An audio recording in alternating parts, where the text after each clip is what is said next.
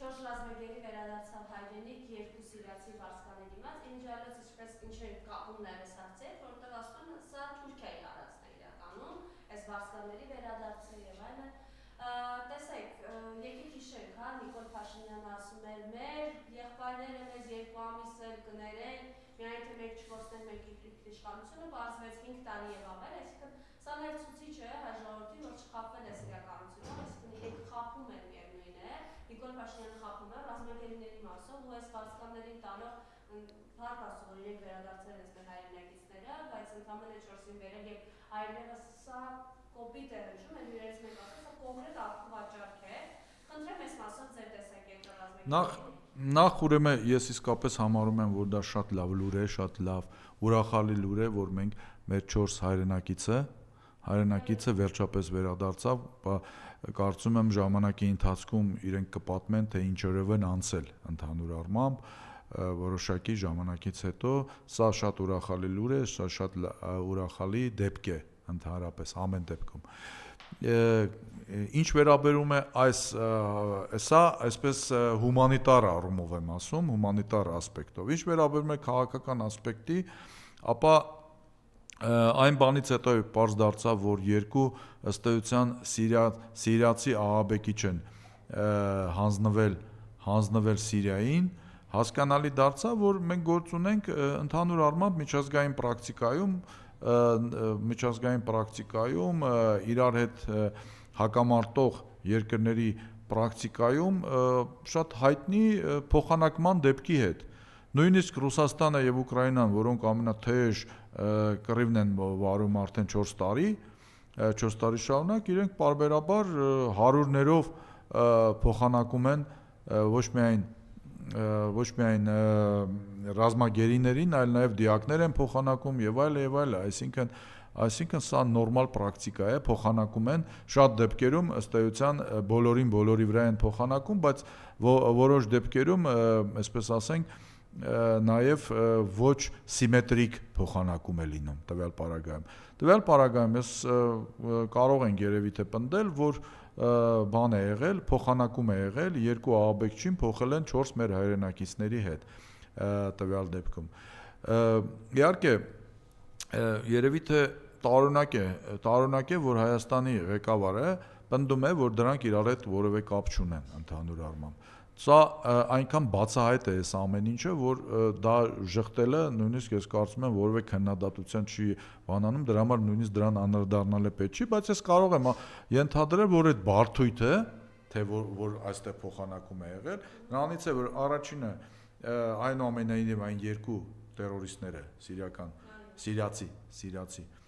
տերորիստները, վարձկանները, որոնք փոխանակվել են, իրենք փաստացի ինքնախոստովանել են, բան են արել, որ իրենք ինչով են զբաղվել, հա, գլուխ կդրել, մարդ սպանել եւ այլն եւ իրենք այսինքն Փաշինյանի մոտ ես կարծում եմ այն բարդույթը, որ պետք է ժխտել, որ իր հետ կապ ունեն, նրանով է պայմանավորված, որ գուցե մեր հանրությունը կհամարի այդ փոխանակումը ոչ համարժեք, այսինքն եթե փոխանակում է իր, ապա պետք է փոխանակի իր շատ ավելի մեծ քանակի մարդկանցով, մեր ռազմագերիներով, որոնք գտնվում են դեռևս Ադրբեջանում, եւ այդ թվում նաեւ գուցե պայմաններ պետք է լինեին կապված մեր ռազմաքաղաքական ղեկավարության մի հատվածի հետ, դա առաջի բարդույթը, որ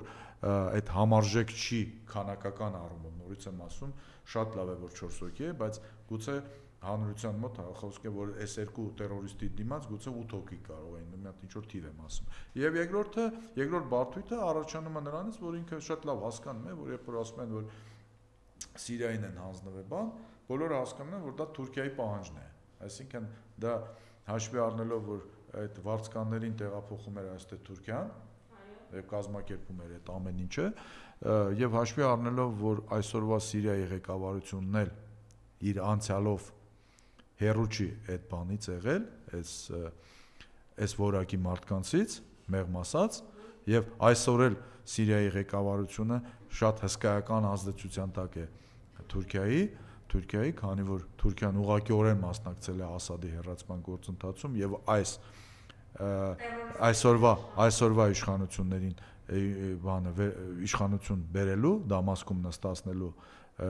իշխանական պալատներում, ապա բոլորը հասկանում են, որ սա Թուրքիային է ռևերանս, սա Թուրքիայի համար է արվել,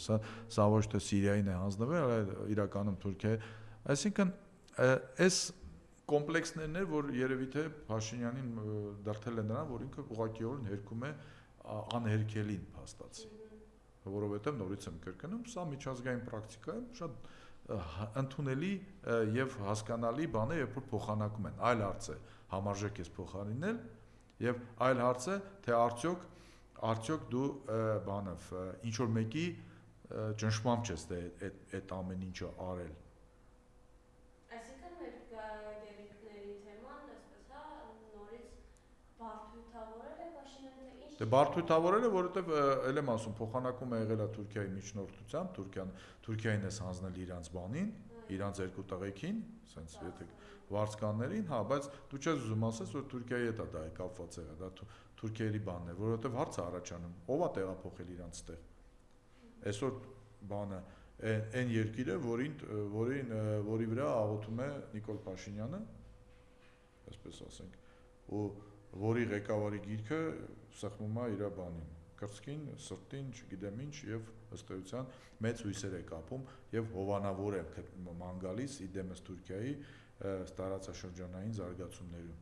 որովհետեւ այն ինչ բոլորս էլ հասկանում ենք, որ անվտանգության գարանտ այսօր, հիմա մենք քիչ առաջ խոսում ենք Ֆիդանի հայտարարության մասին, թե անձնական գարանտ, թե իր կառավարած երկրի գարանտ Նիկոլ Փաշինյանը տեսնում է ուղղակիորեն Թուրքիային։ Եվ նորից է այդ, որ 2 ամիս եք սպասել, այսինքն մարդիկ թող այս խաբսը, այսպես ասենք, հա չուտեն, ինքը ասում էր մենք գերիների 2 ամիս կսպասեն, դարձավ 5 տարի եւ դարձավ էլ ավելի մեծ աղետ եւ դարձավ այս մարդիկ այսօր կոնկրետ մահման են դատապարտված ավելին, հա, երբ որ ինքը շտաբեց միանգամից գրել վիճակները բավարար է գնահատվում, մենք առնվազն 2 վերադարձած մեր բազմագերի վերաբերյալ գիտեինք, որ մինչեւ անգամ ադրբեջանական մամուլում էին գրում, թե ինչ ծանր առողջական վիճակում են։ Դե պարզ է, դա ակնհայտ է ընդհանրապես։ Պարզ չի, որ մեր ռազմագերիների կամ ընդհանրապես գերիների վիճակը ադրբեջանական բանտերում ինչպիսին պետք է լինի։ Ես կարծում եմ, չէ, դա աքսիոմ է։ Հակառակը ընդհանրապես անմտություն կլիներ, եթե մենք մտածեինք, որ այնտեղ կուրորտ է, այսպես ասենք։ Հա, որ նույնիսկ մեր ստեղի բանտերում երևի թե այդ բանը, այսպես ասենք, համեմատաբար ուրիշ կլիներ։ Պարզ է, ադրբեջանական բանտում հայտնվածների վիճակը կամ այն տառապանքները կամ այն ճանապարհը, որ իրենք անցել են, դրա համար ասեցի, որոշ ժամանակ հետո, երբ որ այդ հոգեբանական այլ մթնոլորտ կլինի, այլ հարցեր կլինեն, երևի թե այդ մարդիկ ինչ որ բաներ կպատմեն, երևի թե որոշ ժամանակ հետո։ Բայց նույնիսկ առանց իրենց պատմելու է պատկերացնել երևի թե շատ հեշտ կարելի է։ Իսկ ինչ վերաբերում է բան, տեսեք, ես կարծում եմ շատ հետաքրքիր, շատ հատկանշական է նաև ժամանակը, տարին, երբ ասենք սկսեցին այդ փոխանակումները հանկարծ անել, այսինքն երբ դա նաև կապում ես Ֆիդանի հայտարարության հետ, այսինքն այդ ամեն ինչը նաև ներքաղաքական, հայաստանյան ներքաղաքական կարծում եմ կոնտեքստ ունի։ Սա էլ, այսինքն խնդիրը նաև պետք է դիտարկել առաջիկա ընտրությունների կոնտեքստում։ Սա այն ակտիվն է, որը որ իշխանությունները փորձելու են իրեն զամբյուղում դնել, որպեսզի ցույց տալ, որ այս էլ են կարել, մեզ մեղադրում էին։ Հա, ես կարծում եմ նույնիսկ ավելին ասեմ, կանխատեսում եմ, իհարկե կուզենայի, որ այդպես էլ լիներ, անկախ քաղաքական բաներից, որ էլի նման кейսեր, նման դեպքեր կարող են լինել մինչև հունիսի 6-ը, որպեսզի դրանով, ասենք թե,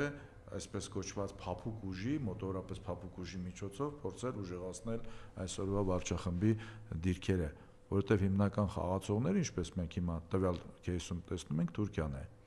Թուրքիան է եւ Ադրբեջանը բնականաբար, որը որ ուղղակիորեն մասնակցում է process-ին, որովհետև ինքն է ի վերջո վերադարձնում։